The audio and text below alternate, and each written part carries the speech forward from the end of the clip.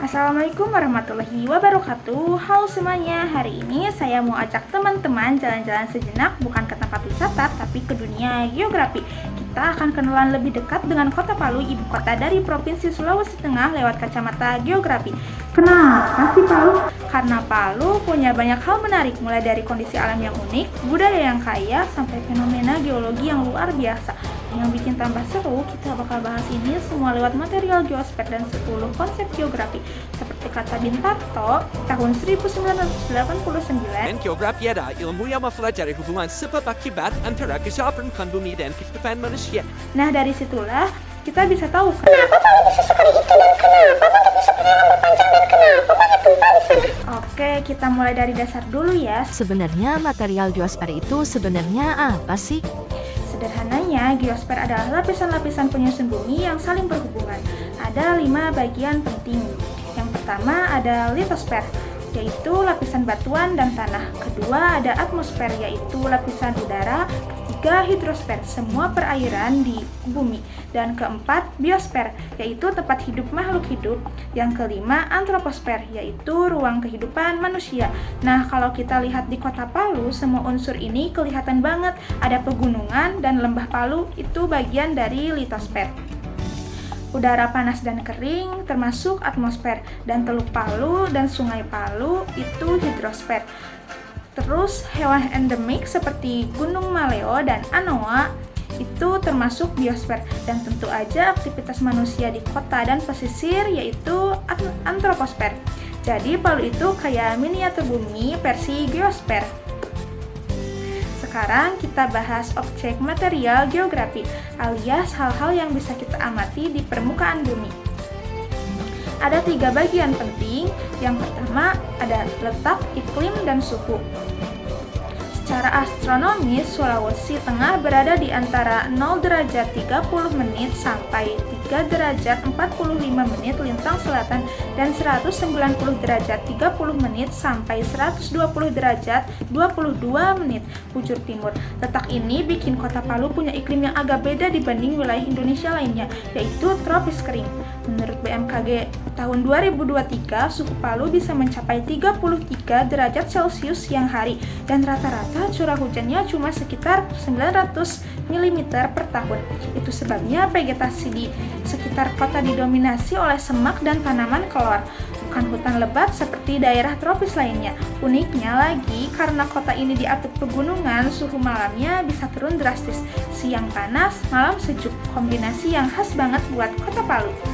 Sekarang kita akan ngebahas ocean dan hidrosfernya di kota Palu. Palu ini punya posisi keren banget, tepat di ujung Teluk Palu yang langsung terhubung ke Teluk Tomini.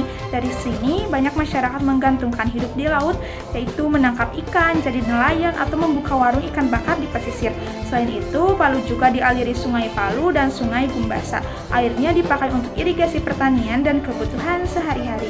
Namun karena iklimnya kering, debit air sungai bisa naik turun tergantung musim. Kalau dipikir-pikir, Palu itu contoh nyata bagaimana unsur oseanografi dan hidrosfer benar-benar mempengaruhi kehidupan manusia.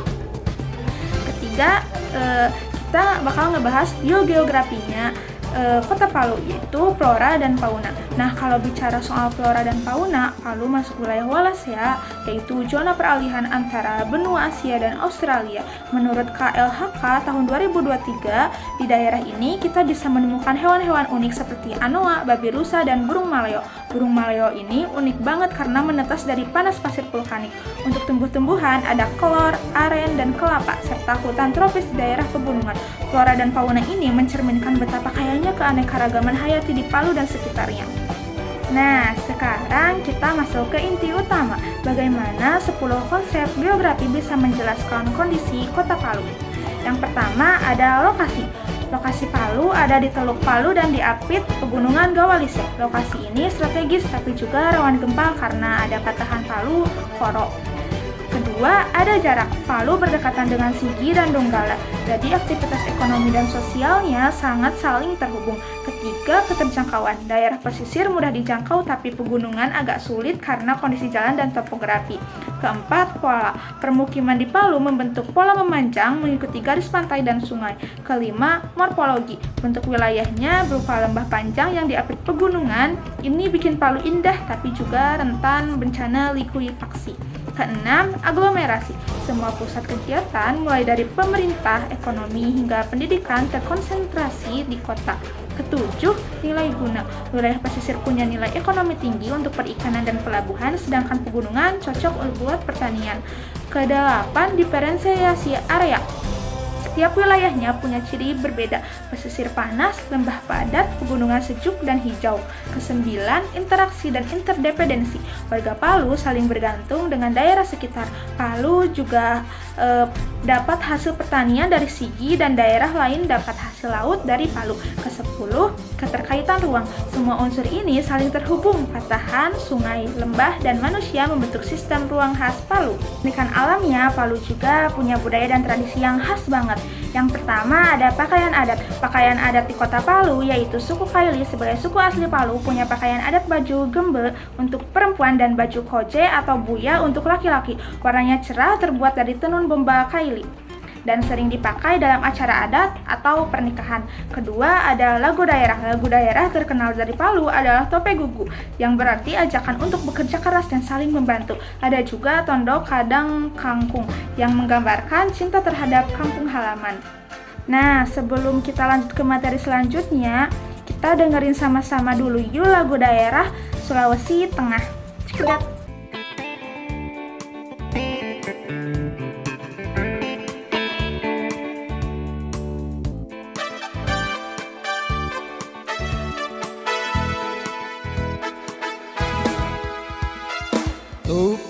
Tope gugu lagaligu hointado hoi lalinga pompiri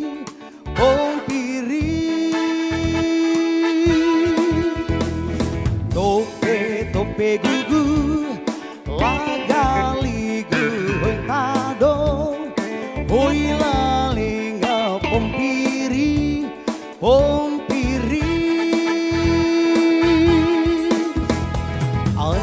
manutina tunu boku kande Atena cukulahu apena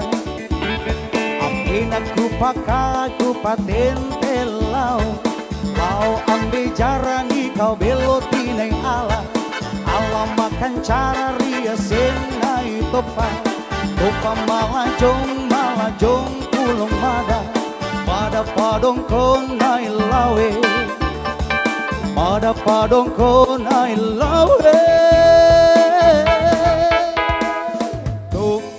tope gugu ladaligu huntado hoi lalenga pompiri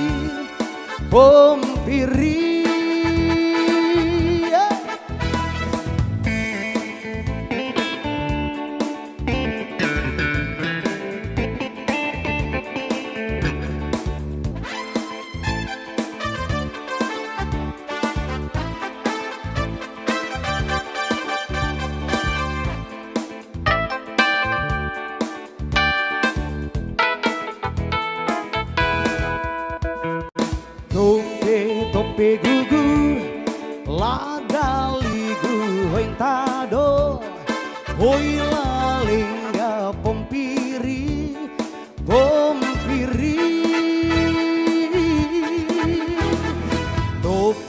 tope gugu ladaligu hointado hoi lalenga pompiri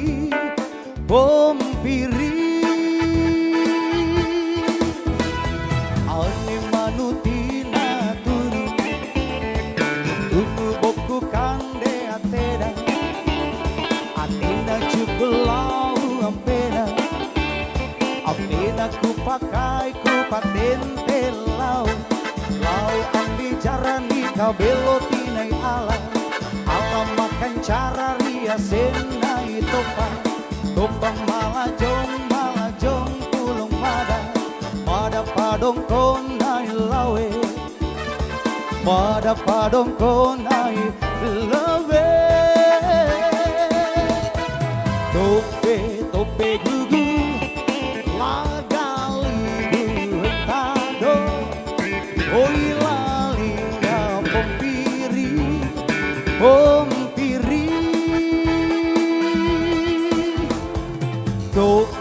tope gugu lagali hentado oi lalinga pompiri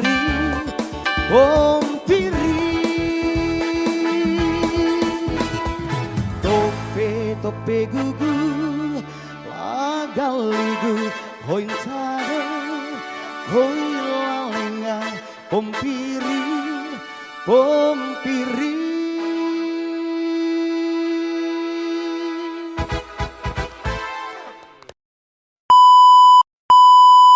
Ketiga ada makanan khas. Siapa yang belum pernah dengar kaledo? Kaledo singkatan dari kaki lembu Donggala adalah sop tulang sapi berkuah asam pedas khas Palu. Selain itu ada utakelo, yaitu sayur kelor dan ikan bakar Palu yang gurih banget. Semua makanan ini menggambarkan gaya hidup masyarakat yang dekat dengan laut dan alam. Selanjutnya, Kota Palu punya ciri geosfer yang gak kalah menarik, yaitu yang pertama terletak di atas patahan aktif antara Palu dengan Koro yang dikelilingi dengan pegunungan dan laut. Kedua, beriklim tropis kering, terus tanahnya juga mudah likuifaksi dan punya lembah memanjang yang indah banget kalau dilihat dari atas. Ciri-ciri ini bikin Palu unik dari sisi geografi, tapi juga mengajarkan kita tentang pentingnya mengenali potensi bencana dan cara beradaptasi dengan alam. Jadi, teman-teman semua, yang kita bahas hari ini bisa kita simpulkan bahwa Kota Palu bukan cuma indah, tapi juga unik dari sisi geografi, budaya, dan alamnya. Melalui material geosfer dan 10 konsep geografi, kita bisa memahami bagaimana bumi bekerja dan bagaimana manusia hidup berdampingan dengan alamnya. Seperti kata pepatah geografi, manusia tidak bisa mengubah alam sepenuhnya, tapi manusia bisa belajar hidup sejalan dengan alam. Terima kasih atas perhatiannya, semoga presentasi ini bisa menambah rasa cinta kita terhadap geografi dan Indonesia tercinta. Wassalamualaikum warahmatullahi wabarakatuh.